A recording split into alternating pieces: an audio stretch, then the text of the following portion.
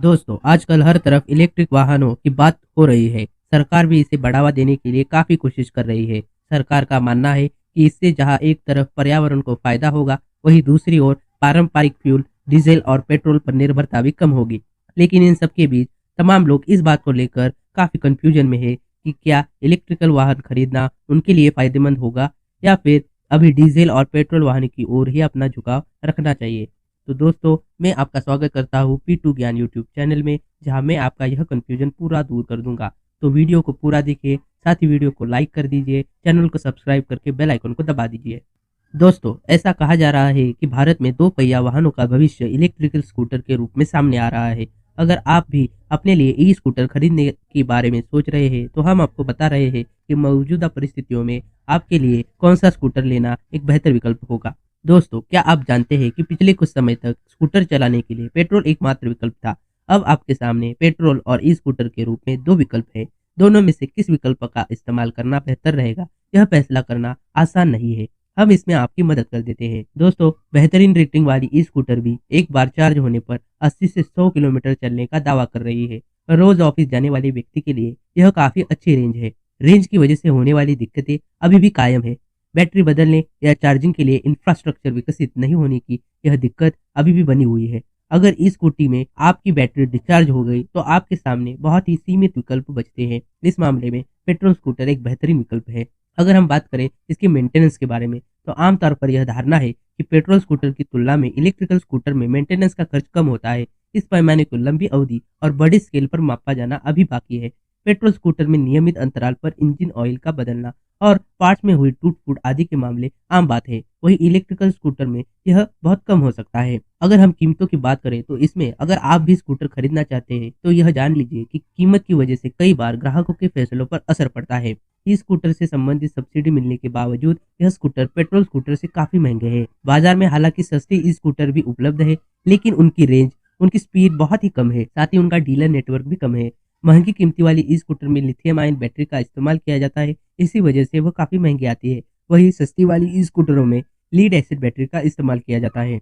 अगर आप इसे चलाने के खर्च के पैमाने पर देखें, तो ई स्कूटर काफ़ी सस्ता विकल्प है। पेट्रोल स्कूटर की तुलना में इसका रनिंग कॉस्ट बहुत कम है। ई स्कूटर बनाने वाली कंपनियां इस तर्क के साथ अपने वाहन को ग्राहकों के सामने पुश कर रही है। अगर आप ई स्कूटर खरीदने में अधिक रकम खर्च करते हैं, तो आपको कम रनिंग कॉस्ट के रूप में उसकी भरपाई करने का मौका मिलता है। दोस्तों, अगर हम एक सिंपल कैलकुलेशन करें, जहां हम एक तरफ पेट्रोल बाइक को लें और एक तरफ इलेक्ट्रिकल बाइक को लें, तो अगर हम इलेक्ट्रिकल बाइक को 1 लाख रुपए में खरीदते हैं, वही हम पेट्रोल बाइक को 80,000 रुपए में खरीदते हैं और दोनों ही बाइक को हम एक साल में 8,000 किलोमीटर चलाते हैं। और अगर पेट्रोल बाइक की एवरेज हम 65 पकड़े, तो 8,000 किलोमीटर चलने के लिए हमें लगभग 123 लीटर पेट्रोल लगेगा। और आज के पेट्रोल के भाव से, यानी 114 रुपए के भाव से, पेट्रोल की कीमत लगभग एक साल में 14,000 रुपए हो जाएगी। अगर इसमें मेंटेनेंस के 4,000 रुपए जोड़ दे, तो एक साल में एक पेट्रोल बाइक चलाने के लिए हमें लगभग 17,000 रुपए का खर्चा आएगा। वही अगर हम इलेक्ट्रिकल बाइक की बात करें, तो 8,000 किलोमीटर चलने के लिए इसे कम से कम 200 यूनिट बिजली लगेगी। तो अगर बिजली का खर्चा निकाला जाए, तो लगभग 2 से 4,000 रुपए खर्चा आएगा।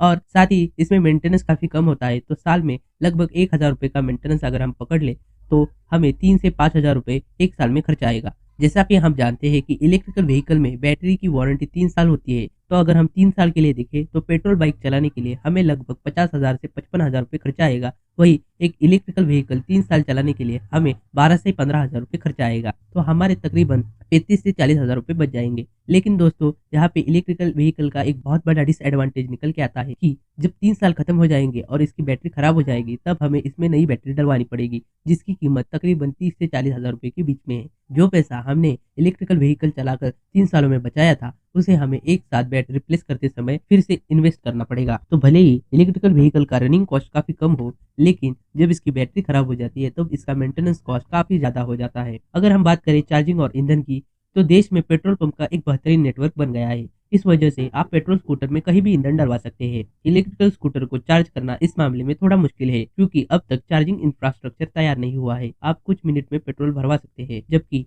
बैटरी चार्ज करने के लिए कुछ घंटे का वक्त चाहिए। फास्ट चार्जिंग की व्यवस्था में भी आपको कम से कम 1 घंटे के लिए ई स्कूटर को चार्ज करना ही पड़ेगा। दोस्तों, ई स्कूटर खरीदने की एक बहुत बड़ी वजह पर्यावरण के प्रति चिंता है। अगर हम प्रदूषण की बात करें तो नई पेट्रोल स्कूटी अब उत्सर्जन के नए मानक BS6 के हिसाब से बनेंगी। इसके बाद भी ई स्कूटर प्रदूषण के मामले में इनसे काफी आगे है। ई स्कूटर में वास्तव में एग्जॉस्ट पाइप नहीं है। अगर आप पर्यावरण का ध्यान रखते हैं और सिर्फ ऑफिस बाजार आने जाने के लिए स्कूटी खरीदना चाहते हैं तो आपके लिए ई स्कूटी एक बेहतरीन विकल्प है। ये हो गया इलेक्ट्रिकल व्हीकल और एक पेट्रोल व्हीकल के बीच में कंपैरिजन।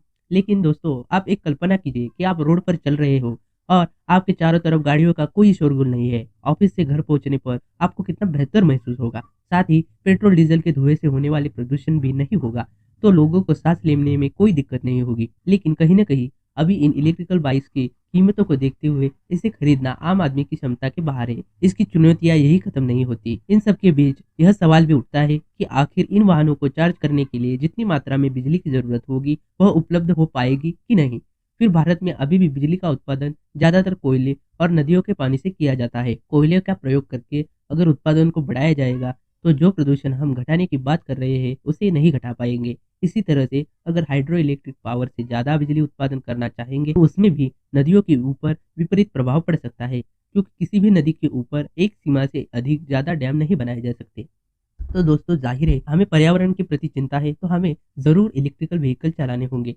लेकिन अगर हम सिर्फ पेट्रोल के भाव बढ़े हैं इस वजह से इलेक्ट्रिकल व्हीकल को खरीदने जाएंगे तो हमारे ज़्यादा पैसे नहीं बच पाएंगे। तो दोस्तों, ये था पूरा कंपैरिजन एक इलेक्ट्रिकल बाइक और एक पेट्रोल बाइक के बीच में। अगर आपको वीडियो अच्छा लगा तो हमें कमेंट करके ज़रूर बताएं। साथ ही वीडियो को लाइक कर दें, चैनल को सब्सक्राइब करके बेल आइकन को दबा दें। धन्यवाद।